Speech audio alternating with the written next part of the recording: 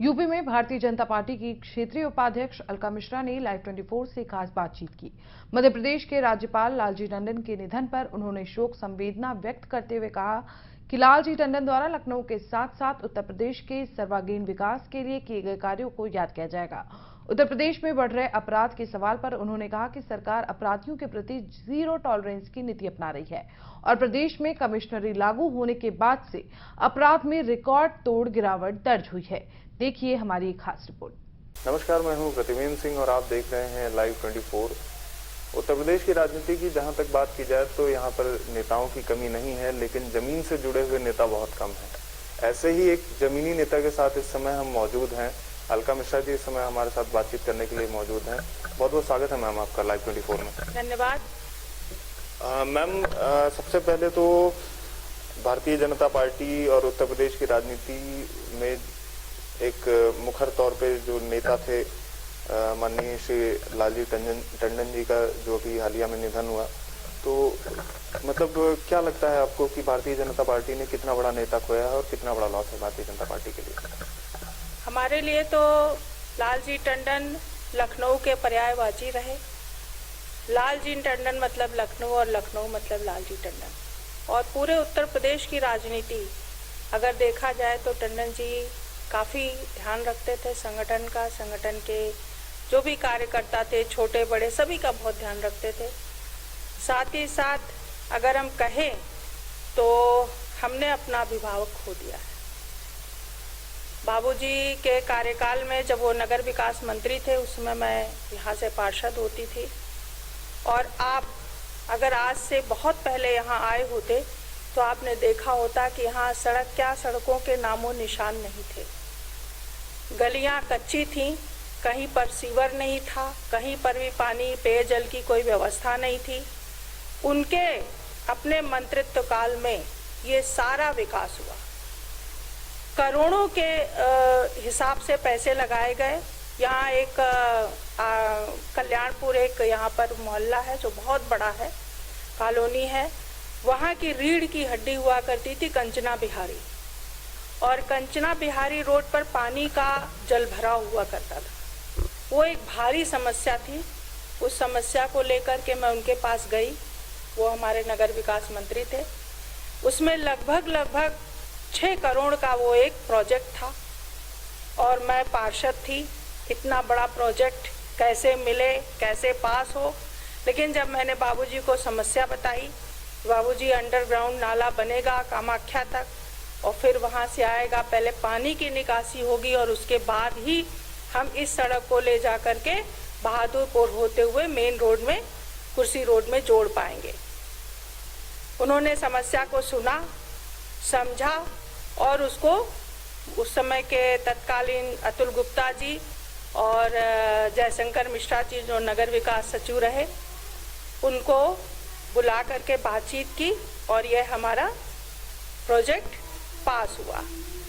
अगर आप जा कर के कल्याणपुर में देखें तो आज कंचना बिहारी रोड वहाँ का प्रमुख मार्ग बन गया है। तो इस तरह ऐसे तमाम चीज़ें हैं। यहाँ पर जितने ओवरहेड टैंक बने वो सब बाबूजी की देन।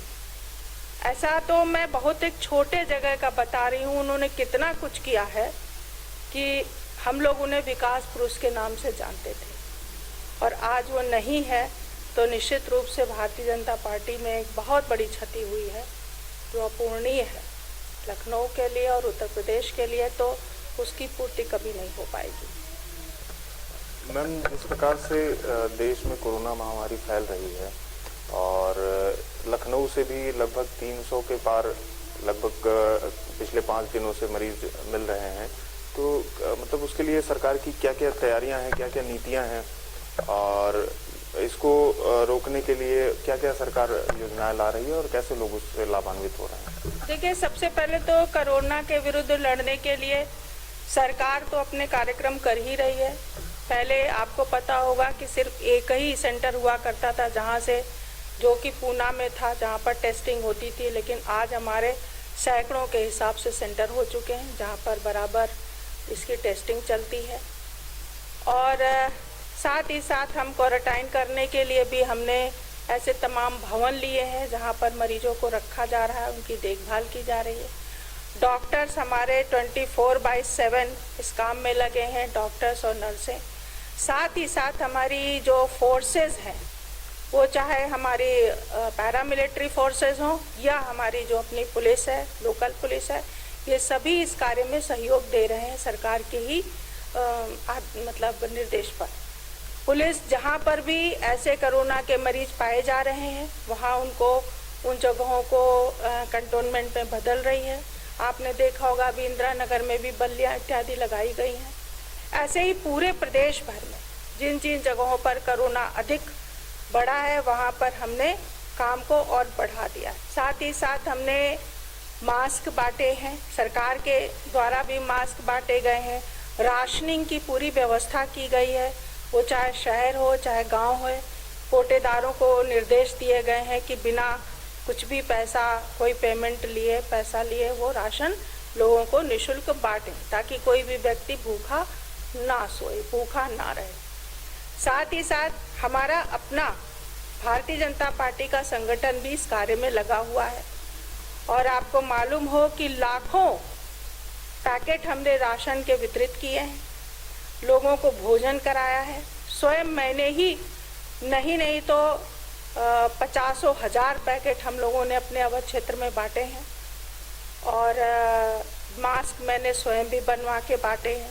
ये जो मास्क मैंने पहना हुआ है ये भी हैंडमेड है। इस तरह के हम लोगों ने मास्क बना करके हजारों की संख्या में हम बनवाते हैं और इसको बांटते हैं। तो सेवा का कार्य भी हम लोग कर रहे हैं। साथ ही साथ सरकार बराबर ये मैसेज कर रही है लोगों को, जब आप फ़ोन करते हैं तो फ़ोन पर भी बजता है कि कोरोना से आप कैसे बच सकते हैं, और अगर आपको कोरोना हुआ है या आप टेस्ट कराना चाहते तो आपको कौन सी हेल्पलाइन यूज़ करनी। तो ये सारे काम सरकार भी कर रही है। साथ ही साथ भाजपा का संगठन भी इसमें पूरी तरह से लगा हुआ है और सेवा का काम हम निरंतर इस कोरोना में भी कर रहे हैं। कई मेरे पदाधिकारी और कई मेरे कार्यकर्ताओं को सेवा करने के दौरान ही कोरोना भी हो गया है। हालांकि वो ईश्वर की कृपा रही, वो लोग ठीक भी हुए हैं, पर ऐसा है कि हम धरातल पर उतरकर हम कोरोना से डर नहीं रहे और कोरोना से हम बच रहे हैं, लेकिन हम डर नहीं रहे हैं। उस युद्ध को हम लड़ेंगे और निश्चित रूप से उत्तर प्रदेश की बात ही नहीं, भारतवर्ष भी इससे जीतेगा।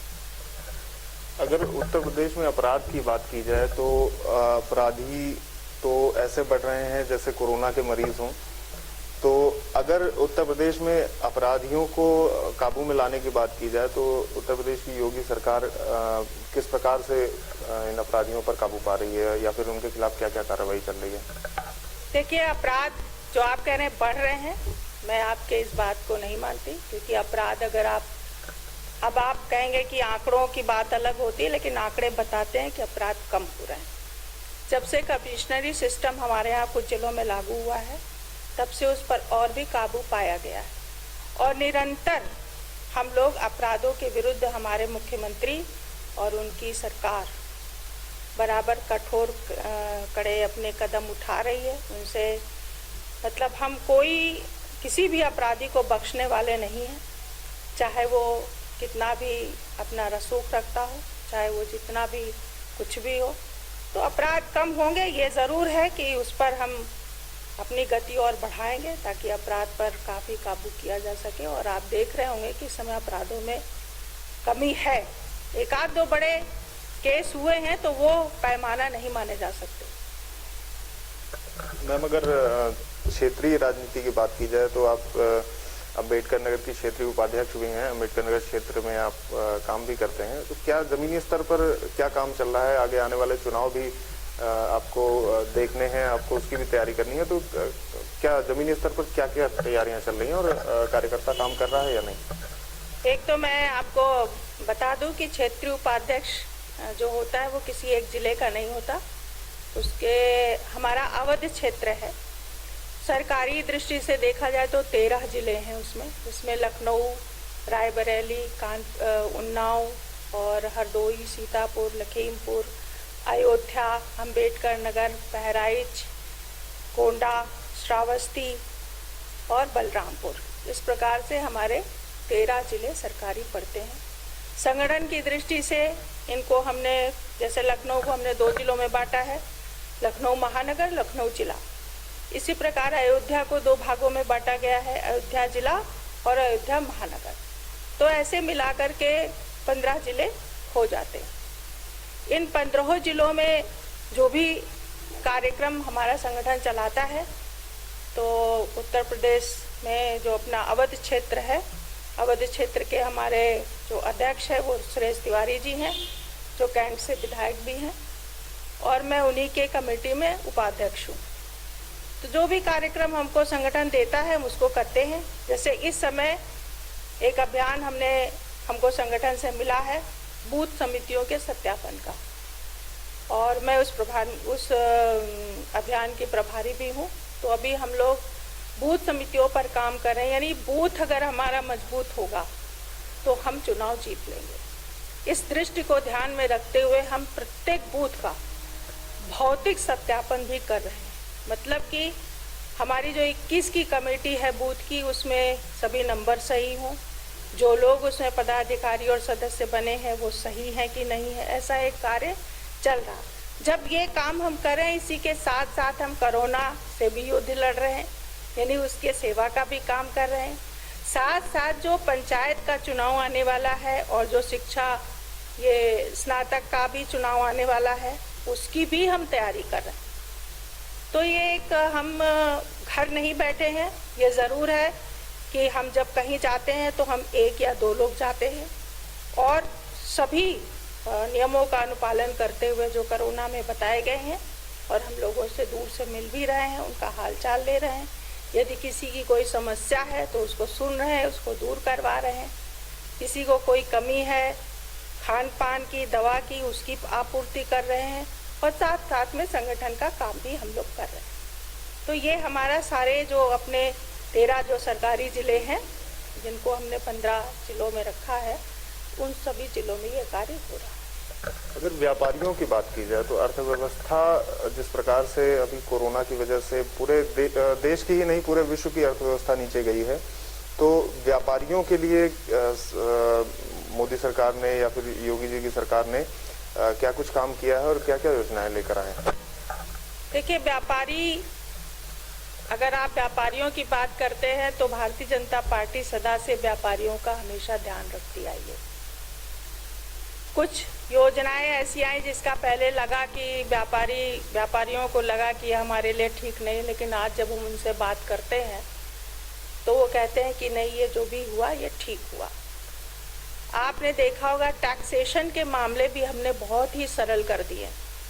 प्रत्येक व्यापारी अपने टैक्स, वो चाहे सेल्स टैक्स हो और चाहे वो इनकम टैक्स हो, वो अपने आप भर सकता है, और वो बहुत सरल उसमें कर दिया गया है ताकि वो आराम से अपना भर सके, और टैक्सेशन पर भी उसकी कोई समस्या नहीं है। जीएसटी आने से जो आपका इंस्पेक्टर राज था वो खत्म हुआ है, उससे भी व्यापारियों को बड़ी राहत है।